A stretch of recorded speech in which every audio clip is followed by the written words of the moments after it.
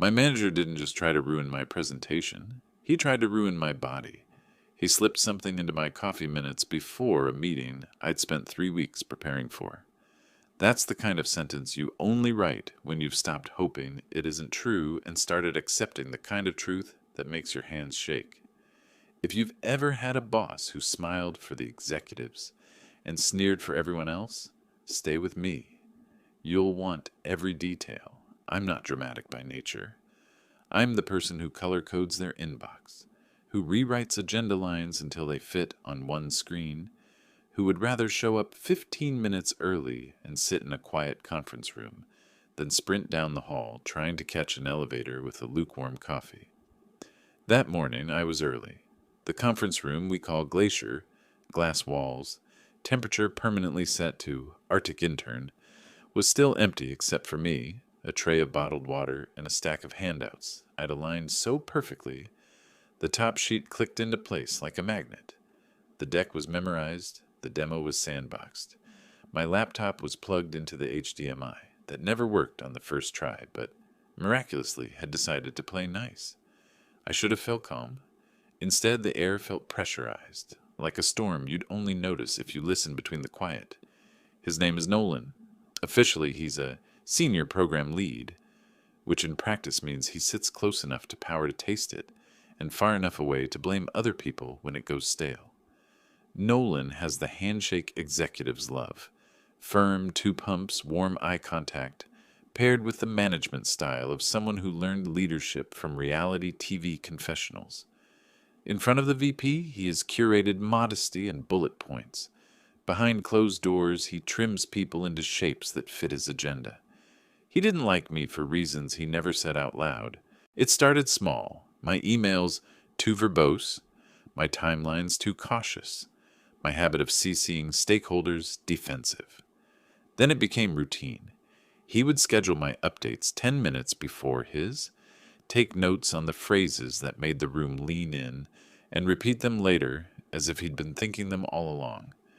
The day before Glacier, he stopped at my desk and tapped the printed agenda, like a metronome. "Remember," he said lightly, "keep it tight, keep it clean. No tangents about user empathy. The client's CFO thinks empathy is a pastel color." The joke was a knife disguised as a ribbon. I smiled anyway. "Got it," I said. He smiled back, the kind of smile that never met his eyes. By 8:46 a.m., Glacier had begun to fill. 2 engineers straight from the lab, pale from fluorescent light. The client's product lead, a woman with the kind of posture that makes you sit up straighter. Our VP, Armin, who treated calendars the way gamblers treat dice. And Nolan, who arrived at 8:58 with a calm grin and 2 coffees balanced in one hand, like a waiter who'd chosen business casual. The cups were from the cafe downstairs. Brown corrugated sleeves, plastic lids with a narrow drinking slit. He put one in front of me without asking how I'd take it, and set the other by his chair. "Fuel," he said, switching to his meeting voice, the one with perfect volume modulation. "You've earned it." Nolan doesn't give gifts. He gives leverage wrapped as favors. The last time he brought something to my desk, it was a printed data, cut with 3 columns, missing, and a sticky note that read, "Thought this might help." It had helped him when I quoted a number that later didn't match his sources. I didn't touch the coffee. Call it anxiety, call it intuition, call it the sum of 100 small humiliations that had trained me to trust the part of my brain that flinched before my face could. I was reaching for the cup when I noticed the sleeve. Mine was pristine, slid on straight, seam aligned with the lid. His was slightly torn near the thumb, as if the barista had pushed it too hard and then rotated it to hide the rip. Both lids looked identical, but the creamer ring around mine, the faint arc you get when a cup has been carried and set down, was heavier than it should have been for a cup that had just traveled up 1 floor. I heard my own voice in my head say, "You're being paranoid." I also heard the way Nolan had said, "Keep it tight," and thought about the time he'd put a friendly note on my calendar, titled Coachable Moments, and then spent 30 minutes explaining how confidence reads as arrogance, if you're not careful. I set my laptop's camera cover aside and checked the preview. Habit, not vanity. My hair was doing the thing it does when the weather can't decide if it's humid or not. I fixed it with a clip, forced myself to breathe, and focused on the people coming in.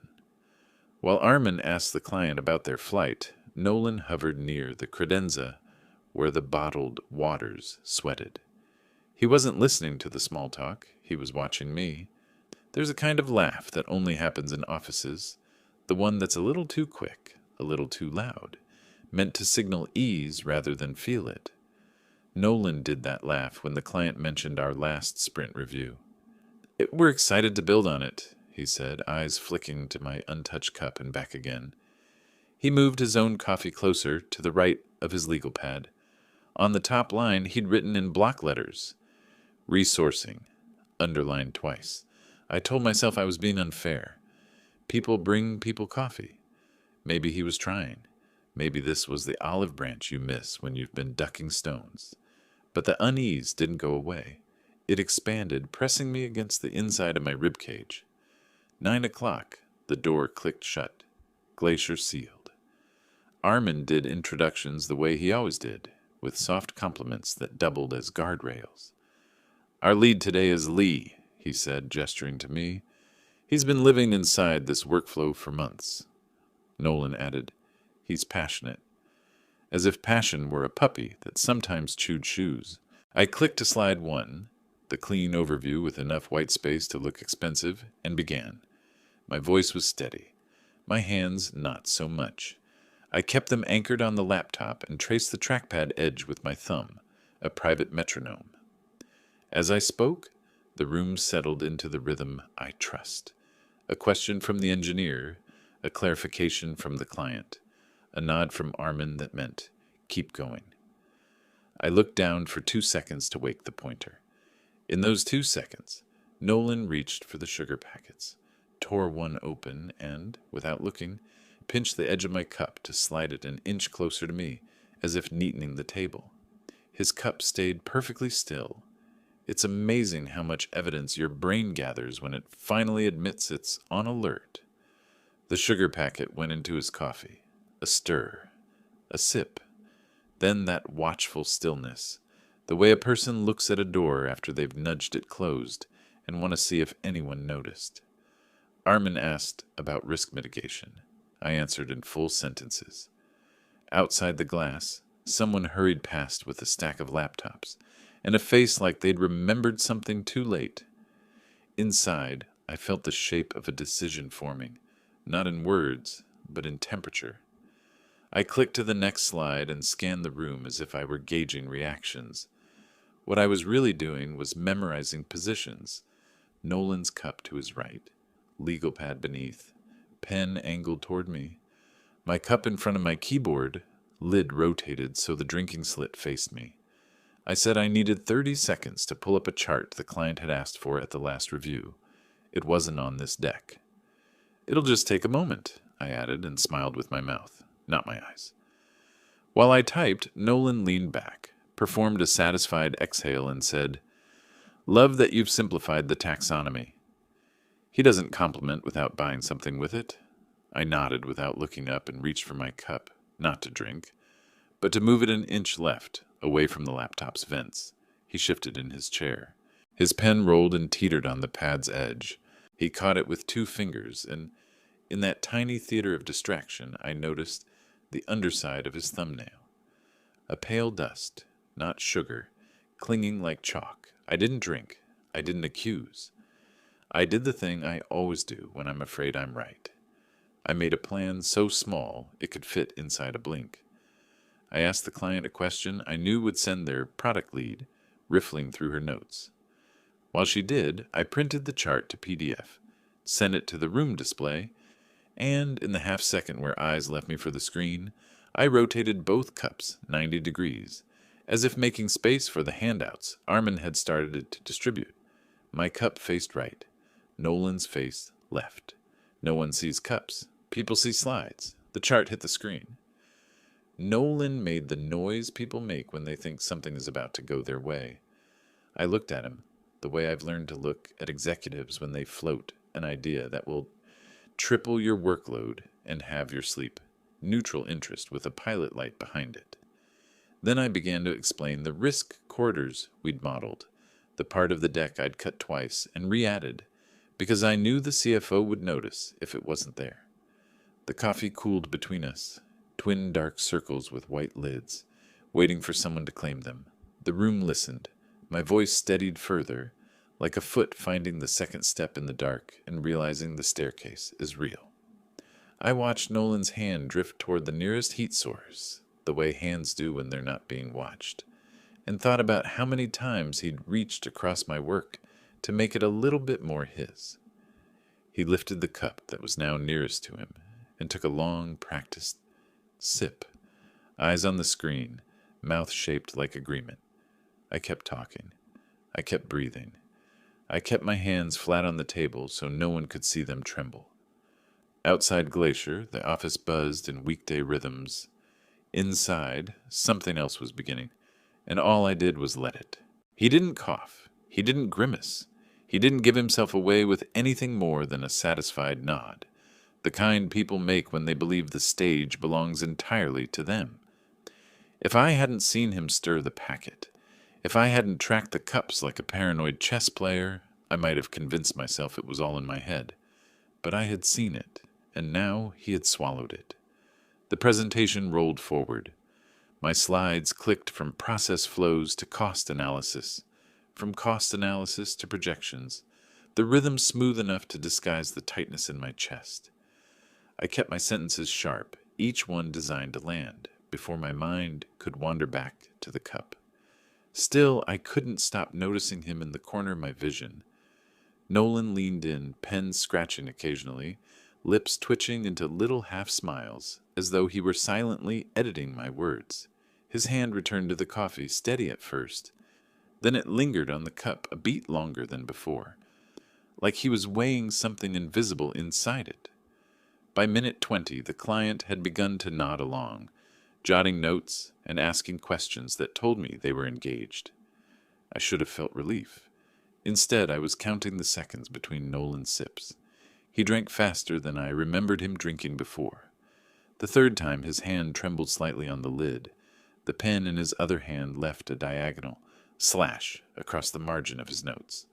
Something was happening. When Armin redirected a technical question my way, Nolan cleared his throat to jump in, a reflex he'd perfected. Steal the hard questions, take the credit for the smooth answers. Except this time, his voice caught halfway through the first phrase. The integration risk is... His sentence hung, abandoned. He coughed into his fist, forced a laugh. Sorry, dry throat. He reached for the coffee, drained it down to the sleeve, and set the cup aside with a firmness that was supposed to look casual. It didn't. The client's product lead tilted her head, brows pinched. Integration risk? She repeated, waiting. Nolan smiled too wide.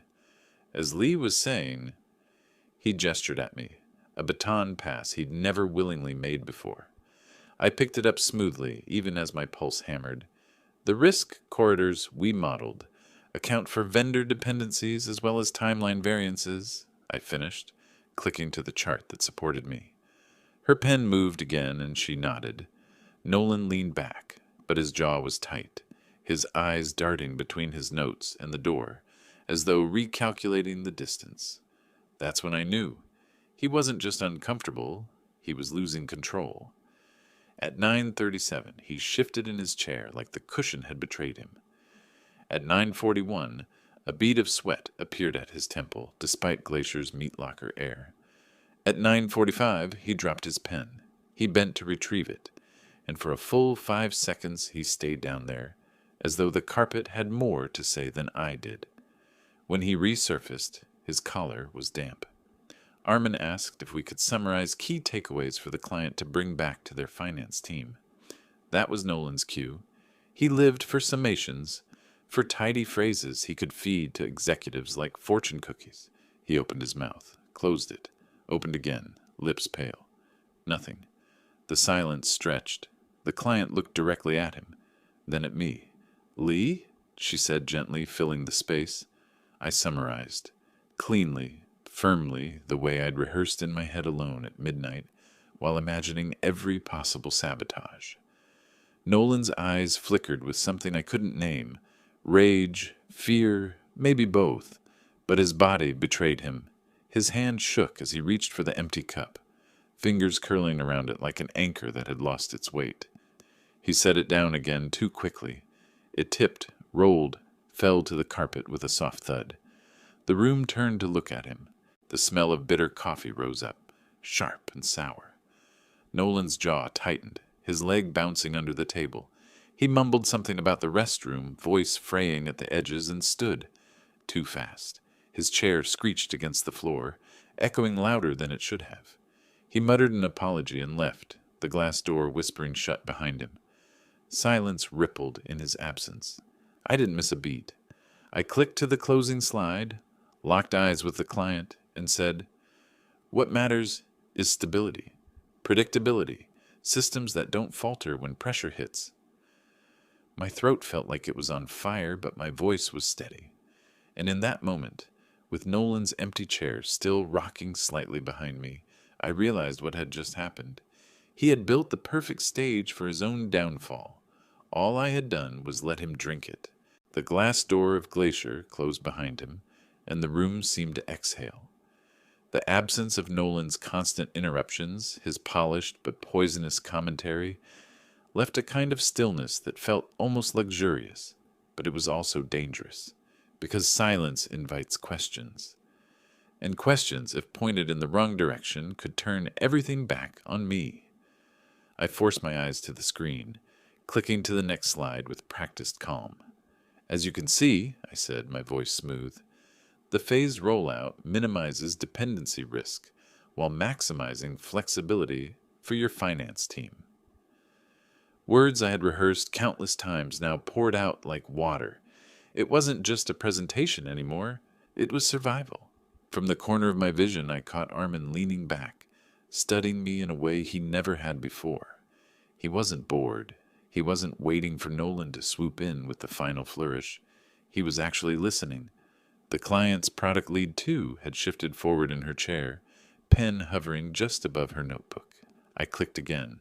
Metrics, projections, costs. My voice settled into a cadence that even I hadn't heard from myself before. Confidence, not borrowed or faked, but earned. For the first time since I'd joined the company, no one was talking over me. Meanwhile, Nolan was somewhere outside that glass wall, unraveling. At 9:52, 10 minutes into his absence, a ripple of unease passed through the room. One of the engineers shifted, muttering about another meeting to get to. I tightened the narrative, drove the points home. The client nodded. I kept going. At 10:01, the conference room door opened again. Nolan stepped back inside. Only it wasn't Nolan the performer, Nolan the charmer, Nolan the parasite who clipped other people's sentences for his highlight reel. This Nolan was pale, his forehead slick, his tie loosened as if it were strangling him. His hands shook as he gathered his notes. He tried to sit casually, but the scrape of his chair against the floor was jagged, desperate. "Everything all right?" Armin asked, his tone polite but lined with curiosity. "Fine," Nolan said too quickly, his voice thin, cracking at the edges. He grabbed his pen, bent over his pad, and scribbled nothing. I advanced another slide. His eyes darted, unfocused. He pressed his lips together, swallowing hard.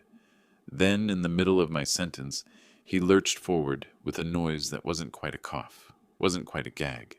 His hand shot out for the empty coffee cup, realized it was gone, and then for the water bottle. His fingers trembled so badly the cap fell, rolling across the table before landing in the client's lap. She froze, eyebrows arched. "Apologies," Nolan rasped, his smile a grotesque mask stretched too thin. He took a shaky sip, spilling water down his chin. The silence that followed was unbearable. I filled it. "To summarize," I said quickly, redirecting attention, "our phase model allows you to scale without locking resources prematurely, which means you're protected no matter what scenario the market throws at you." The client smiled faintly, grateful for the return to order. Armin gave a slow nod, his eyes flicking once more to Nolan, who now sat rigid, knuckles white on his pen. At 10:10, Nolan excused himself again. He didn't walk out. He stumbled, colliding with the glass door so hard it rattled in the frame before he disappeared into the hallway. This time, no one asked if he was all right. The meeting ended 20 minutes later. I shook hands, collected notes, promised follow-ups. The client thanked me directly, not Nolan, not even Armin. Me, the person Nolan had been trying to humiliate. When the last handshake was done and the glass door closed, Armin turned to me with a long, unreadable stare. Then he said, "Good work today." Just that. No smile, no pat on the back, no empty platitude. Just words. But from him, those 2 words weighed more than any compliment Nolan had ever stolen. As the others filed out, I gathered my laptop, my notes, and, without meaning to, my courage, because I knew this wasn't over. Nolan hadn't just lost his composure. He'd lost control of the narrative, and men like him don't give that up willingly. The war he'd started with a single doctored cup of coffee wasn't finished. It was only just beginning. The hallway outside Glacier smelled faintly of disinfectant and panic. Nolan hadn't gone far. I knew that before I even stepped out. The sound gave him away, the uneven shuffle of shoes, the faint metallic rattle of a bathroom door swinging shut too hard. By the time I reached the elevator bank, he was gone, swallowed by the building. But word travels faster than elevators. By the time I reached my desk, people were already whispering. "Did you see him?" Someone hissed near the copy machine. "He looked like he was about to—" The sentence broke into muffled laughter. Another voice cut in. "Shh, he could be back any second." Back at my cubicle, the glow of my monitor felt unreal. Meeting notes, follow-up emails, calendar invites, all the ordinary noise of office life blinked as if the world hadn't just tilted sideways. I stared at the blank draft of a thank you email to the client, fingers hovering over the keyboard, when a shadow fell across my desk. Armin. "Send me your final deck," he said, his tone clipped but steady. "I'll forward it to the client along with the summary notes. Good work keeping it together." He didn't linger, didn't elaborate, but the words settled like a stone in water, slow, heavy, rippling outward. By lunch, Nolan hadn't returned. His office door remained closed, blinds drawn, the kind of silence that eats at curiosity until people start inventing explanations. Some said food poisoning, others said stress. A few muttered about karma, half joking but with an edge that wasn't. I knew the truth, or at least enough of it. He'd tried to stage my humiliation, and instead had scripted his own. That afternoon, the client emailed Armin directly. Appreciated Lee's clarity and composure today. Oh, looking forward to next steps. They didn't mention Nolan, not once. At 3:17, his office door finally opened. He emerged looking wrecked, shirt damp with sweat, tie shoved into his pocket, eyes bloodshot. He carried a stack of papers he clearly hadn't read, and forced a grin at the interns who pretended not to look. When his gaze landed on me, though, the grin cracked. He didn't say anything. He didn't have to.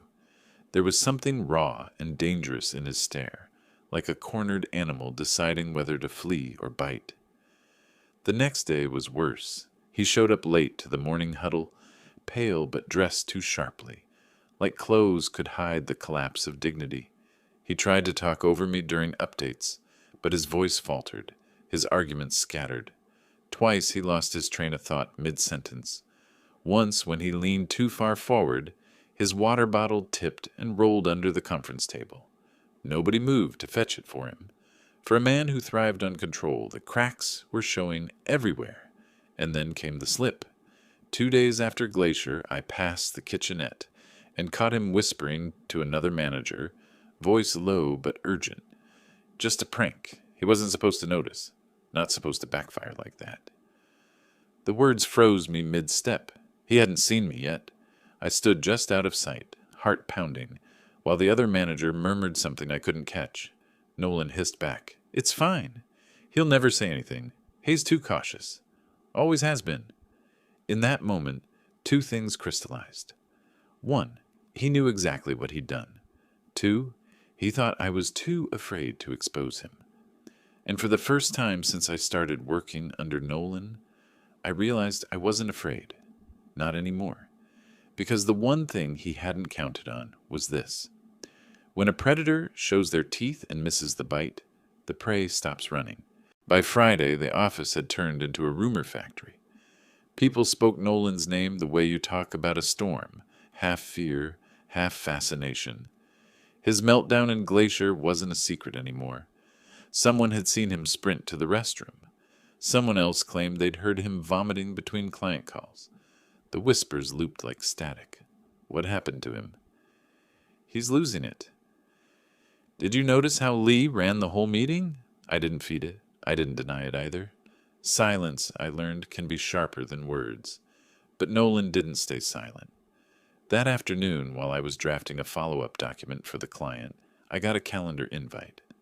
Catch up with Nolan, 4:30 p.m., his office. The subject line might as well have read, summons.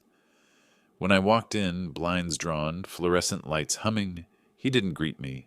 He was slouched in his chair, sleeves rolled, fingers tapping a rhythm on the desk. His face looked gaunt, his eyes ringed with fatigue, but the arrogance hadn't drained out of him. It had curdled. You think you're clever, don't you? He said, voice low. I kept my expression blank. I think I did my job. His laugh was short, bitter. Your job? Your job is what I tell you it is. You think one clean presentation makes you irreplaceable? You think Armin or the board care about you? They don't. They care about stability. And if I tell them you're reckless, if I tell them you screwed with me during that meeting... He leaned forward, eyes narrow, spit catching at the edge of his mouth. They'll believe me. They always believe me. The words should have rattled me. Once they would have. But now I had his confession burned into my memory from that whispered kitchen conversation, the one where he admitted it had been a prank gone wrong, and I wasn't the only one who had heard him. I thought of the other manager, the one who had stood frozen, caught between complicity and discomfort. People like him don't keep secrets long, especially not when the ship starts to sink. I'm not reckless, I said evenly. I'm consistent. Clients notice that. So does Armin.